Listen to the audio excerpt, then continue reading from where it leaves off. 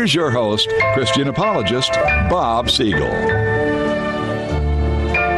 And this is Bob Siegel.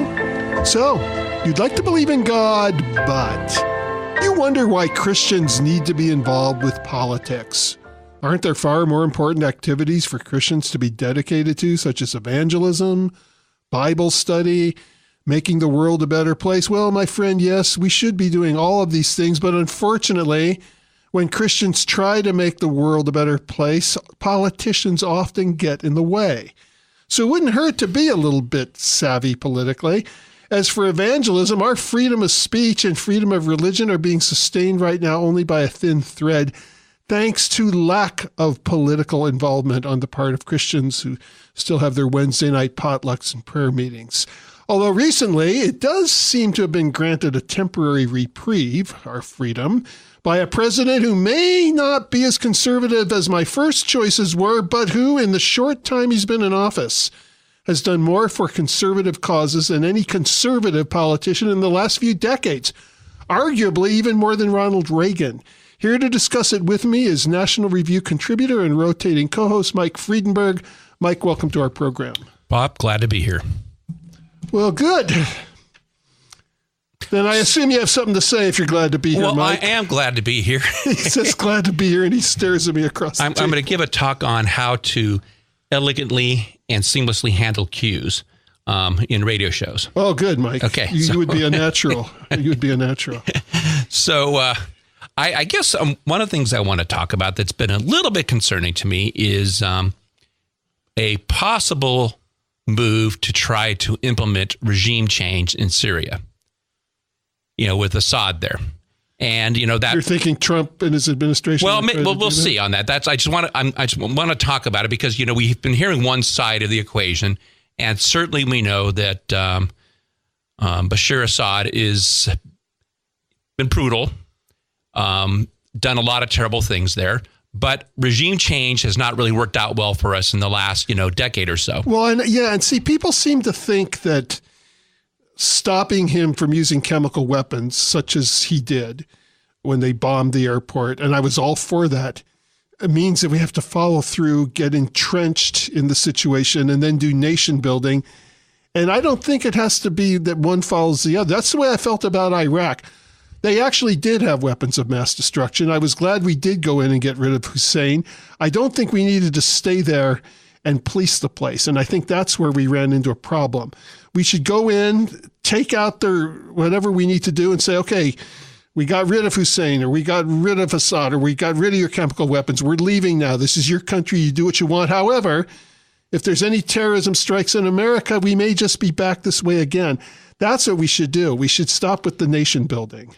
Well, we certainly, and we definitely, the nation building has not, we'll have to see, but right now I think the signs are that it, we have no assurance that we're going to have a liberal Democrat republic in Iraq or a liberal Democrat republic in Afghanistan. And democracy doesn't fit in a part of the world that doesn't believe in democracy. Right. They believe in theocracy over there. Right. And Sharia law. So what are we doing trying to make a democracy? And let's just counterbalance a couple of things here. First of all, the pro-democracy movement that, that was the start of this whole Syrian civil war started in 2011. It was part of the Arab Spring, the Arab Spring that was bringing enlightenment and the Renaissance to the Middle East. Yeah. Well, what has the results have been of that? It's been, we've gotten Egypt, the Muslim Brotherhood. We've gotten Libya. Yeah, an Egyptian president that was calling the Israelis monkeys. So here's the thing is Assad is Western educated. He was an optometrist. In Syria is one of the more westernized countries in the Middle East. Women could drive. They have very high standards of getting educated there. Women's rights are one of the best in the country, far superior to Saudi Arabia or most of the other countries there. Christian rights have been protected under the Assad regime. So that's something we don't hear about. But he still seems like a ruthless dictator. Well, okay, yeah. Okay, so we got a ruthless dictator, and he's in a country that's 70+% Sunni. So who are these pro-democracy elements right now? What is the elements going against Assad right now? People who want to kill. In fact, as soon as they've taken over territory in Syria, what they've done is they've started cleansing out and killing the Christians. So now Trump ran on not getting involved. Do you think he's being persuaded differently right now? Well, listen, we have people in the administration that, for whatever reason, seem to like to believe in a lot of times it's lumped together with the neocons, of which I'm definitely not one. That the idea is if you just go ahead and lead the horse to the water, that they'll slurp up the democracy and liberal pluralistic democracy and freedom. They could learn a little bit from Star Trek with their prime directive about not getting involved. Right. And I think that we have a campaign going on that is so one-sided that we have a distortion. Now, let's go back and talk about the strike on Aleppo, right? The chemical strike, right? Right. On the town there. So Assad's winning this war. He's basically almost in a mop-up mode. He has been told by the Trump administration, by Trump himself, that regime change is not on the agenda. This is what the world response to that chemical attack was 100% predictable. And this guy is not a crazy guy. He's not a dumb guy. So I am still going to express some skepticism as to whether or not it was actually the Syrian forces that did it. Oh, you don't think he actually did it? Listen, okay, who is the only person that got an advantage from that attack? It had no military value, none. It had nothing to do with changing military power. Well, it's hard to say. I know that if he did do it, I have no problem with us having taken up his capability. Well, we haven't actually done that, but regardless. Well, I mean, we did it. We did a strike. Sure, we did a strike. But I don't think that means we should get into a protracted involvement. But my question: if he didn't actually do it, that's look at the story. response afterwards. Did that strike in any way help him militarily? Help him on the world stage? Did it do anything to help him whatsoever? No, but then when people are evil, they don't always have. We sometimes look for rational explanations. Okay, however, let's go back into what I was talking about before. He's in a country. First of all, prior to 2011, they had a society where they had Sunnis living side by side with Shiites, with the Alawite, sect of the Shia Muslims. They had Christians there. They have one of the largest Christian populations, something like 10% in the country. So, I mean, when you have opponents going against you, whose standard operating procedure is to use civilians as human shields, that does make it pretty tough to fight. Yeah. You think maybe ISIS just set that up? Listen, all I could say is that possible. I wouldn't put anything beyond ISIS. Throughout the last 10 years, there's been dozens of attacks by radical Islamist terrorists using nerve gas and other types of gases, including sarin gas. And sarin gas, of all the nerve gases, is one of the easiest to manufacture and make. I suppose it could be a ploy to divide our forces. Listen, let's step back from the macro level and move away from the narrative, which has been completely one-sided. As you know, Bob, that our media has not covered the atrocities against Christians, this cleansing of Christians, the destruction of Christian churches and symbols, been almost dead on that. And they haven't done that with the Syria things. So did you know that women's rights are like one of the best in the countries of Syria? Probably not, because you haven't heard it. No, I would not have expected that in any Muslim country. Well, in the Middle East. Right. Let me qualify that, okay? Yeah, you're just saying comparatively speaking. Yeah, but they go to school. They can drive, all the things that they cannot do in a lot of countries, that Christian rights haven't been protected. So you haven't heard that in the media. So I'm just going to say is that let's not be too quick for regime change. But I also know that the Syrians were attacking Lebanon and removing some of the Christian rights in Lebanon a number of years ago. And I know how the Syrians have attacked Israel. So I have no great love for the Syrian government. And I'm not saying that this guy is a good guy, but we could very well end up with somebody that's worse. Yeah. Okay, now the only way we can prevent that would be a massive expenditure of hundreds of billions of dollars. Well, how would we go about authenticating this? I heard that we had reliable intelligence. Not that I've trusted our intelligence agencies much lately, but this sounded more like military intelligence overseas. The world history of military history is replete with bad intelligence, misinterpreted intelligence, or intelligence where people want to see something and they see what they want to see. Well, I would hate to see our new administration getting played if that's what's happening. Exactly. I mean, for example, let's say they do have a stock of sarin gas and Assad rolls over and initiates a conventional bombing run, and the plane went by and they released some gas. It looks like a sarin gas attack, doesn't it? Well, however it happened, though, it did show some strength in our president that probably has awakened the world. I thought it was interesting that bombing took place when he had the Russian, not the Russian, but the Chinese president. I think it did show some strength, and it was a definitely very measured response. Yeah. So I do applaud that. And I don't know that it wasn't an attack by Assad. Right. I do not know that. And if it was, I believe Trump did the right thing. But once again, is that I think that we got to step back and ask ourselves the question. Let me ask you a question, Bob. If you were running a country where you had Sunni Islamists, terrorists running around trying to overthrow the government, would you be able to do what's necessary to keep your government in power, or would they get rid of you? Well, they would get rid of me because I wouldn't be a Muslim, a Sunni, or a terrorist. But I'm just saying let's say let's say you actually are trying to keep democracy alive, or you have the goal of democracy. You're a leader of the country. Would you be able to do what's necessary to defeat Islamic radical terrorism in a Muslim country? I would doubt it. I don't think so, Bob. I don't think you could. I don't think I could. Right. The kind of people that can keep the lid on it are going to be a little bit more brutal than we're comfortable with, right? Right. I mean, so you're hoping that one can cancel out the other, Hussein, even right? though they're all Saddam Hussein. Now, not a good guy, brutal guy, terrible guy in many respects, but he did keep the lid on this sectarian violence, right? Yeah, but he was also dancing on 9/11, and he really did have. By the way, the chemical weapons that he had were smuggled into Syria, which makes me think that they do have them. Okay. Still. No, and I guess my point is that now if we do not maintain a strong presence in Iraq and continue to prop up and help the government there, right, what will happen when it falls? Well, it'll just be another vacuum for another. It'll ISIS. be a person there highly likely to even be worse than Saddam Hussein because they will be their motivation will be religious fervor. Right. Where Saddam Hussein was just self-interest. There is something to say for staying out of it until our own interests. I'm just saying that there's two sides of the equation here, but as I'm saying is people forget that Syria was one of the better places in the Middle East. Well, it would be nice to find out. I'd like to know what procedure could be put in place to find out for sure, because I would hate to think that we're being played. Anyway, speaking of being played, we will be right back.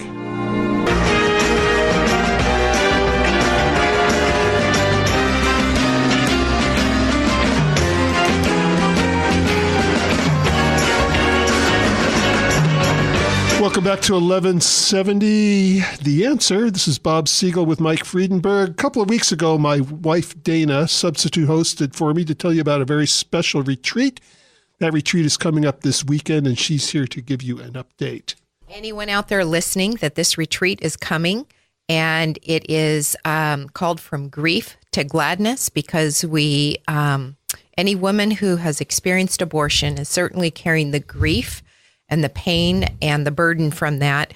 And yet you can be released from that. God is standing ready to release you from that. And yet it's not a process that we can, that we do just naturally. I went through many, many years carrying this secret, more than 30 years. I carried this secret and harbored it.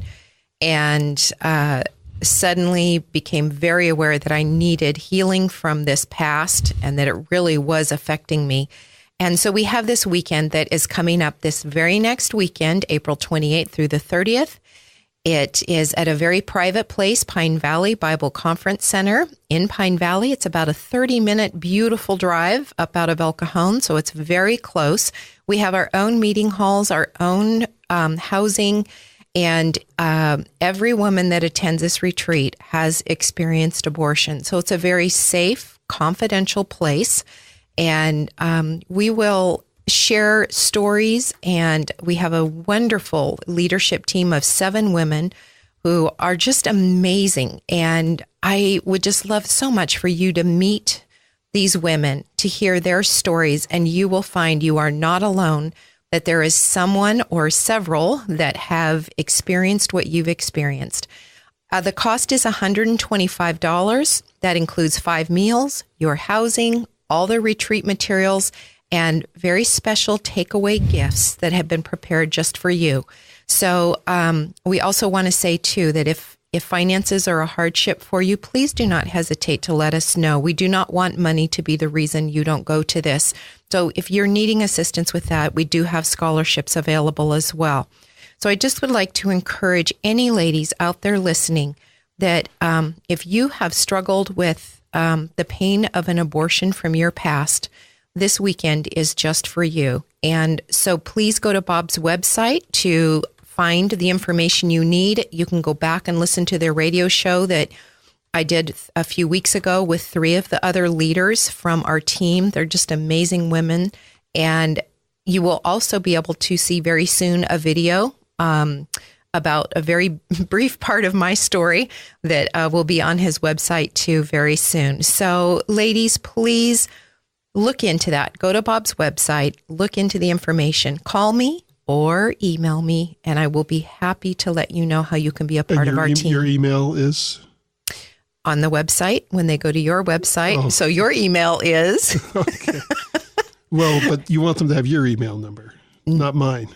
Yes, but they can My get website your number website. is bobsiegel.net. Thank you, because everything is on. The reason I'm saying that is because the past radio show link, the video link, all of that will be on the website, and you'll get much more information. And the date for that was the last Sunday of March. So that's the radio show that you want to. Okay, there we go. My show. Okay. Yeah, so that show would be the one that you'd want to listen to. So I just think it'd be easier for you to start on Bob's website, review that information, and then on the website is the information on how to connect with me. So I'm just praying that we have room for a few more women. It's a very small group, again, very confidential and private.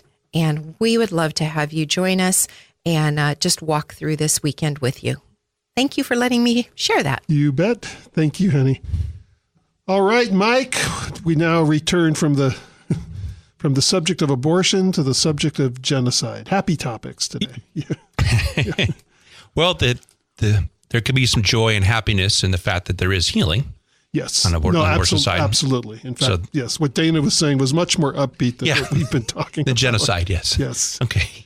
So now, there's been a lot of things going on, though, in the news. There's Korea. There's the threat of another government shutdown, which, of course, will be done by the Democrats and made to look like it was done by the Republicans, as always. But what other things are on your radar today?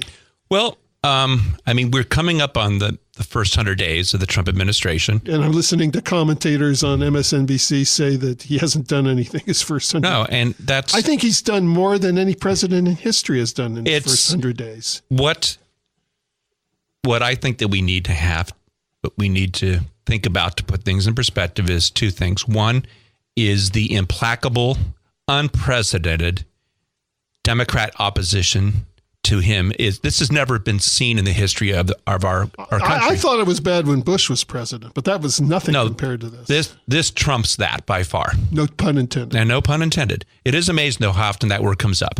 Trump. Yes. But no. So he certainly was crippled by the inability to get his people in office. And we're talking about the major cabinet appointees, but if they had gotten into office in a timely fashion, then they would have been able to appoint their second and third tier people, their fourth tier people, and start cleaning house. So he was crippled from the very beginning by the Democrat. And obviously the Democrats have been contemptible, but frankly, most of my anger is at the spineless Republicans. They did not have to let that go on. How many months did it take them to finally figure out that they could use the nuclear option? And why don't they use it again for everything else? I'm already hearing Mitch McConnell talk about, for the tax cut. We need the Democrats. We don't need the Democrats. Not if they do the nuclear option. And then they go, oh, well, then the Democrats will use the nuclear option against us. Of course they will. And they have. I think it's time for the Republicans to just stand up and be counted. To get major legislation through, though, it is a little bit different. We were able to do the 50% plus one voting because we were doing changes in existing legislation. So that was one of the issues with the repealing and replacing the Obamacare. The reason we did it the way we did it, and the reason we could do it because of the 50% plus one vote was because we were doing a repeal and replace process piecemeal. If we had tried to do it wholesale, it would have actually taken 60 votes. So that's why. But why would it take 60 votes? Because that's the Senate rules. It's a completely different. But we can change those. But that's not been done, and I don't know. I'm not sure. I'm not sure if that can be done because that's something that's never been done for the Democrats. Haven't even tried to do it. I am tired of Mitch McConnell and the others giving us lectures about the subtle, idiotic nuances of the Senate. But this isn't, but see, we're talking about something that was a tradition. Yes, but versus something that I believe actually is constitutional. No, there's nothing in the Constitution. No, we're talking about two different things. To be 60 votes. Yes, there is. Okay, well, I believe that there is, but it is a different thing to create new legislation of a certain types, and then what we are doing with the Obamacare. My understanding is all it says in the Constitution is that the Senate will set their own rules. With the Republicans in the majority, they can change the rules anytime they want. The Democrats would do that in a heartbeat, and they have. But I agree with that. What's going to get done, Mike? Not one Democrat is going to go along with this. Not one Democrat. Anyway, we'll be right back.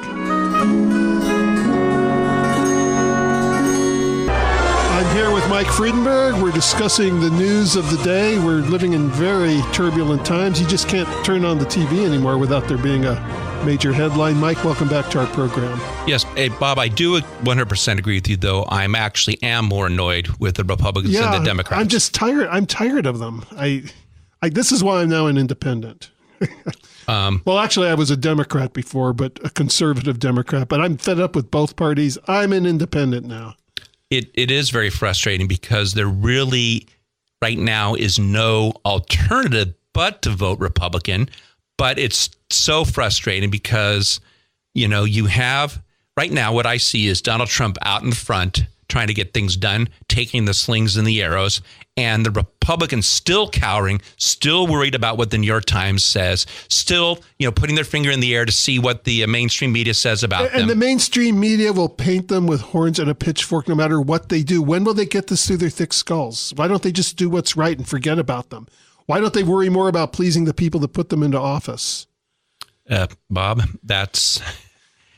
So I'll ask you, Mike, are we going to see Obamacare repealed? Are we going to see the tax cuts? Is it going to happen? Or are we going to sit around and try to woo the Democrats? Democrats like Charles Schumer and Al Franken. We may be able to get a few Democrats, and I'm not giving up yet on passing some major legislation. I did not like the way the first shot at replacing and repealing Obamacare took place. I did not like that process. Yeah, that stupid thing Paul Ryan tried to come up with. Right. And see, we kept hearing it was because we need the 60 votes. That's why we can't do everything at once. And well, the thing is that I guess I think it was 75.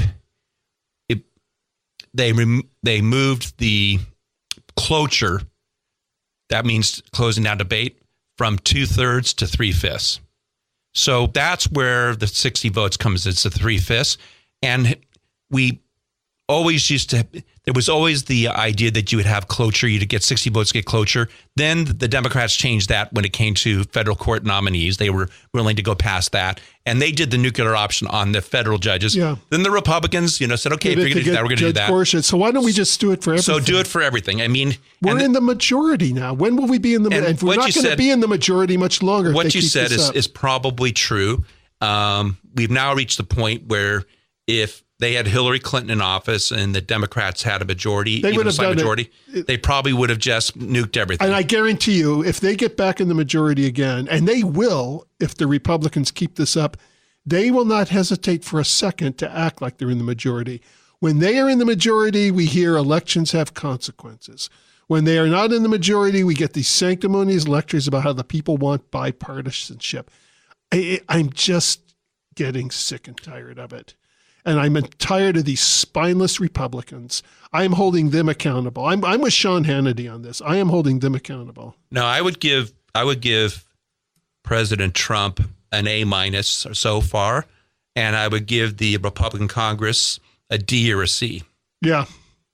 I mean, they have not kept up their end of the bargain. We kept hearing, well, we got to get the House back, then we'll repeal it. Okay, well, we got the House, but we got to get the Senate back. Okay, we have the House and the Senate, but we don't have the White House. Now we have everything, and what are we hearing? Well, it's a delicate thing. There's subtle nuances. We got to have 60.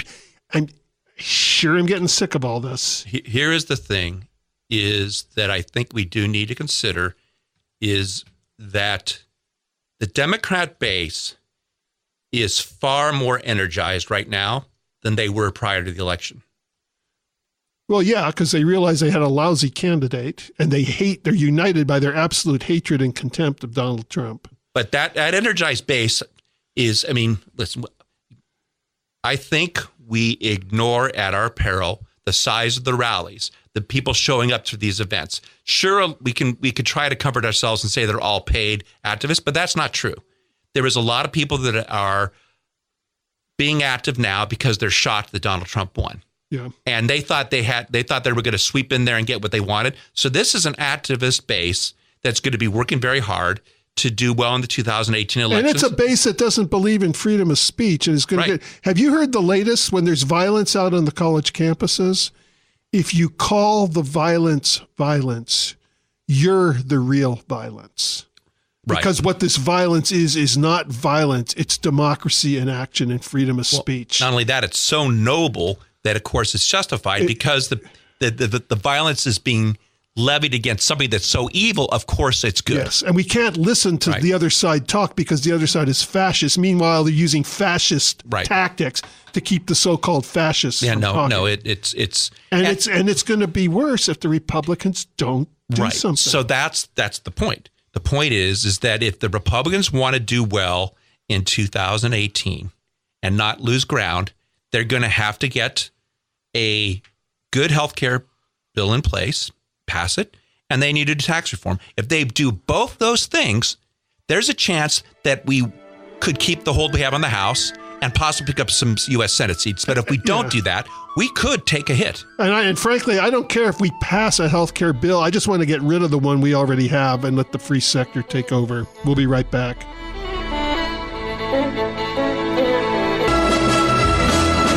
If I sound frustrated and fed up, it's only because I am. Last week we had an Easter repeat. 2 weeks ago, I was getting some of the people on Facebook to join me in my anger. It was reminiscent of the old movie Network, I'm mad as hell and I'm not going to take it anymore. But that's the way I'm feeling, Mike. Bob, I think a lot of Republicans, a lot of people that are very concerned about our country are very frustrated. And it's just they're washing all this down the drain. I mean, they will go down in history as the worst Congress we ever had if they let this opportunity get away from them. No, we have the opportunity now. And if I look at it, and correct me if I'm wrong, but I see Trump trying to fulfill on every single promise he made. He's going through a checklist. I've never seen anybody fulfill more promises in such a quick time. And if he had the full support of the Republicans, and they're deserting him at the flank. And Bob, I hate to say it, but I believe that there are Republicans that remember he ran against the Republican establishment. They're not going to be vocal about it right now because that's potential political suicide for them. But there are ones there that would love to see him weakened. Yeah, oddly enough, two of his greatest enemies, Lindsey Graham and John McCain, are eaten out of his hand now because of that Syrian strike. Well, they seem to love Trump now because of that bombing on Syria because they're both such hawks. Yes, they are classic on the neocon side. Yeah, and but they're also pretty classic on having a borderless America, even though they would not phrase it that way. Yeah, I mean, for example, right now we're talking about a potential government shutdown. Now, let me ask you a question here. Trump campaigned on the wall. I personally believe the wall could be of some value. I think there's other things you could do that are going to be more effective. But listen, he campaigned on it. He needs to build it. Yeah, I'm like you. I don't I'm more into the E-Verify. But look, he campaigned on the wall. He needs to build. And I do believe that it can have some value in conjunction with a whole bunch of other things. Yeah, by itself. And now we have Paul Ryan going out of his way to say, "Well, we're not going to fund it." So the thing is, should Trump just say, "Hey, unless I have the wall funding in here, I'm not going to sign the bill"? Should he say that? He has every right to do that. And of course, the funding would get paid back. But when he said that Mexico was going to pay for it, he wasn't saying they were going to cut us a check. All we have to do is start cutting their aid or something. We could get that money from them overnight. There could be some sort of value add tax. There's a lot of ways it that could be done. You can recategorize it. And once again, that was one of those things I didn't really care about. People act like that's something that can't be. Well, but again, he campaigned. I didn't care about Mexico paying for the wall. No, but I'd love to see them pay for it. Some way, by hook or by crook, sure, I'd love to. Hook or by crook, dollars or pesos, they need to pay for that wall. Okay. I would like to see it built. And my question, though, is, does it make sense for Donald Trump to shut down the government? I think he's got to draw a line in the sand somewhere to get some things done. because he's going to, especially, for example, the wall's going to be one thing, but on some of the trade issues, he's going to be hitting major opposition to the Republicans. Now, see, that's an area, if the Democrats would, just start acting with some common sense, that he could reach across the aisle and get some support on Did as I hear well. you use the word Democrats and common sense in the same sentence, Mike? There used to be people with that, like that in there's the days of John Kennedy, maybe. Or Tip O'Neill. Yeah. People like that. I mean, there was with Reagan. There used to be people in Congress that were Democrats that were liberals. They were patriotic. They loved their country. Well, there's a difference between being a liberal and a downright Marxist. And a fascist. leftist, right. Yeah. They love the country. They might disagree with you and I on the size of the government or what the proper role of government is or what you can actually accomplish through government. But there would have been a lot of common ground. And we've lost a lot of that. And I think that there are Democrats like that right now, but they're in fear from a controlling group of Democrats that they know that, they will get hammered if they step out of line. So, but hopefully maybe there's some of those people that will look at their own self-preservation and step forward to become part of the coalition. I'm not holding my breath. Yeah, but it's a hope. So, I mean, that's what I see coming up now is we have to get some legislation passed. The executive orders are great, and I think the ones he's passed have made sense. And I'm hoping now with Gorsuch on the Supreme Court, we can now start to see some real border security without every lower court stopping everything he does, which is 100% constitutional. And I hear there's rumor that there's going to be another retiree soon. So I hope he follows through with another conservative. And that would be. See, right now we already have what we absolutely needed from Donald Trump, which was that good Supreme Court nominee. We got that already. Well, we need another one to tip the scale. Well, that would be, because right now Kennedy's the swing vote. I agree. He could do anything. But we still have that already. So yeah. But think about the issues that are coming up now that we have a chance on with Gorsuch on the Supreme Court. Cutting off the funding to the sanctuary cities. Well, presumably, we still don't. I mean, I'm glad Gorsuch got in. We don't absolutely know what he's going to do. Well, just think if he wasn't there. Yeah. Well, no, it would be worse. I mean, we have a chance now. Right? Yeah. And right now, before we were in these, the lower courts were making the decisions, it was 4-4, right? Now so what's going to happen with these sanctuary cities? I predict that when Trump removes the funding for sanctuary cities and sanctuary state now, if Jerry Brown signs that bill in California, I think some judge will rule that not funding the states is unconstitutional. There'll be absolutely no basis for it, but that's exactly what they'll do. Of course, they don't need a basis. All they have to do is say, this is what I think I want to have happen and, put something together. Apparently, that's what the new standard is. And isn't it interesting how when Trump came out with that second vetting order, that the judge went back to what he knew his original intent was during the campaign? But these judges don't seem to care about the original intent of the forefathers, only the original intent of Donald Trump. Right. They went back there and they politicized it completely, 100% politicization of it. They did not make legal judgments. Actually, their judgments were completely lawless. Some of the most lawless people in this country are the activist judges that disregard the Constitution, disregard precedent, and put their own moral judgments in place of the law. That is lawlessness. Yeah, absolutely. So where do you think this is all going to come down, Mike? Where do you think we'll be 6 months to a year from now? Well, if we don't get this done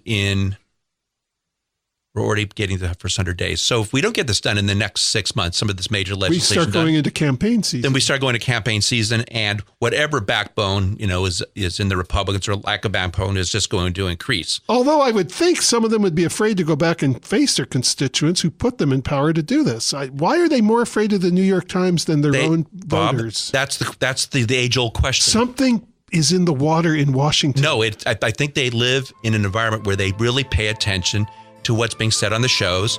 And I mean, we've seen it now for over a decade where time and time again, it's proven that doing the right thing will help you get elected, but they still don't do the right thing. Okay. Well, we'll do the right thing by coming right back.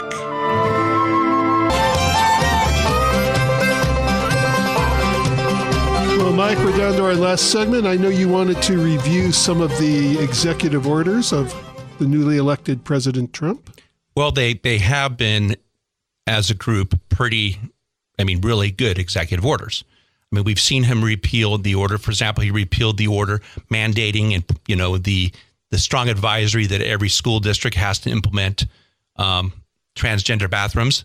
That was removed. Yeah. It almost makes you think that a monarchy may not have been that bad of an idea. I guess it depends on the monarch.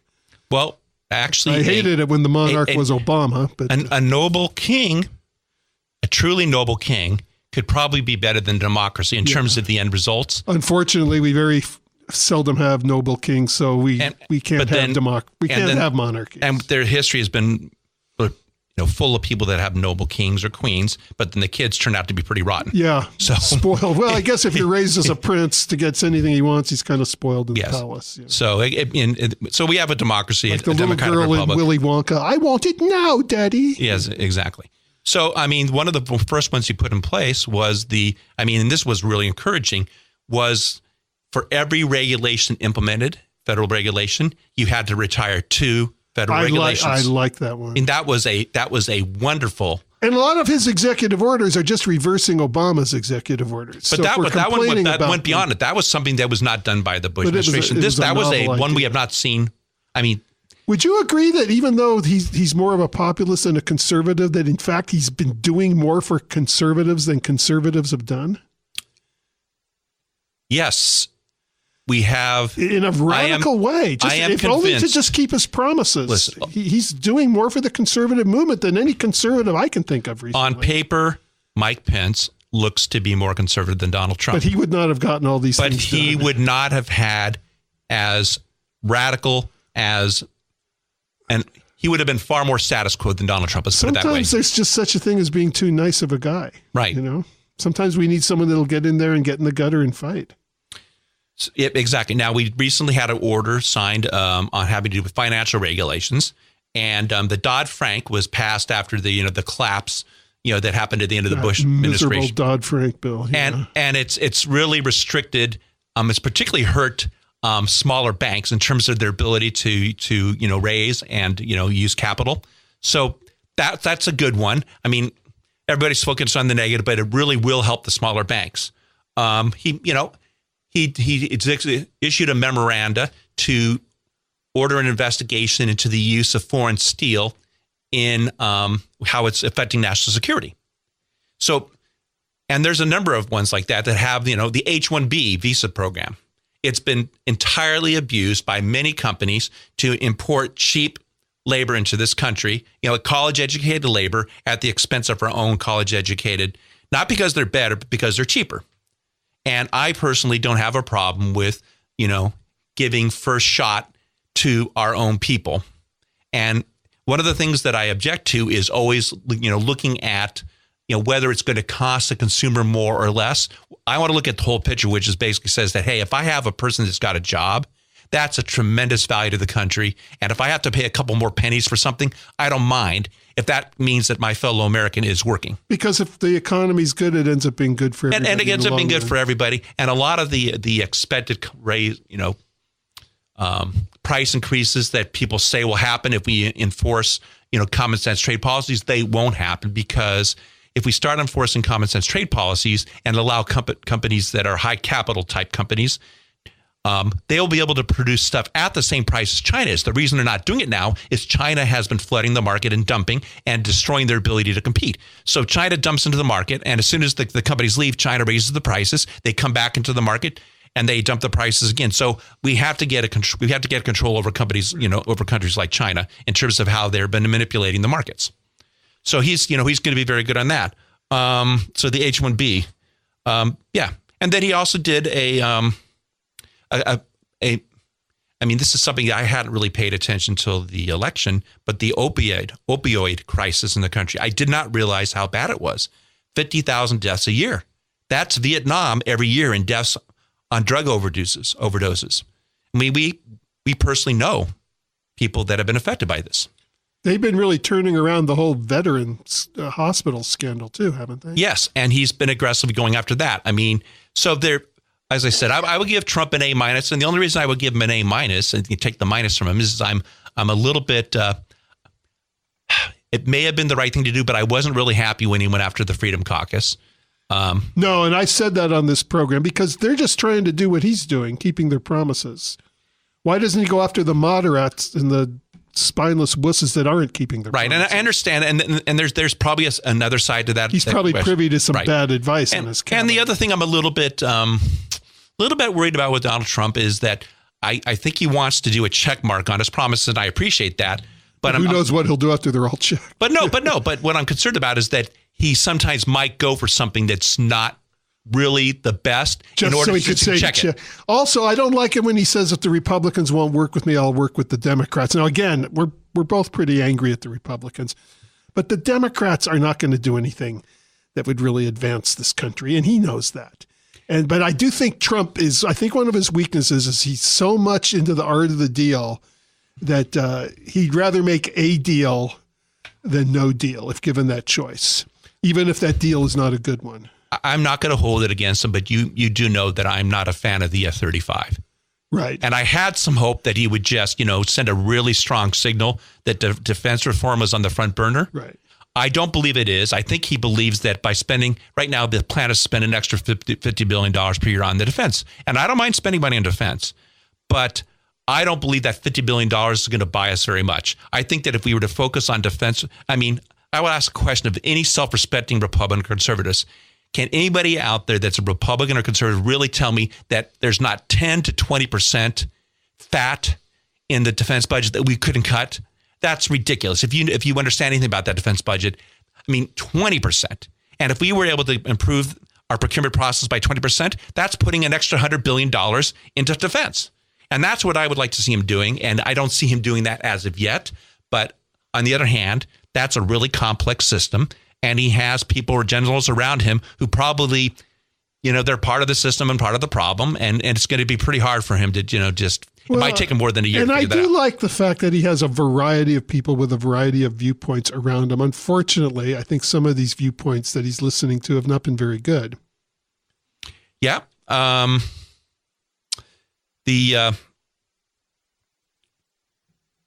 Okay, yeah.